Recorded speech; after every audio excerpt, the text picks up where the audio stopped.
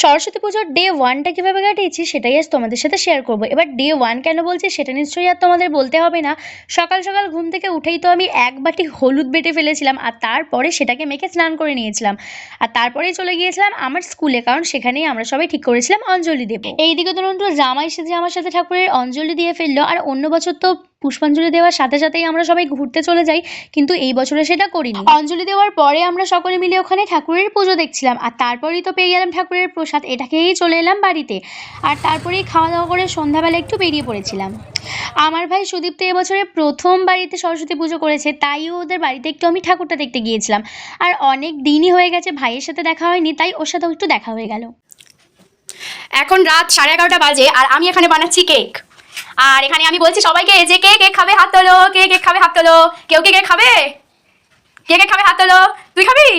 হ্যাঁ। ওই কটা কেক খাবি? দুটো? হ্যাঁ। কিরকম করে খাবি? ঠিক আছে, দুটো তাহলে বানাই। বানাই, ঠিক আছে, বাই বাই।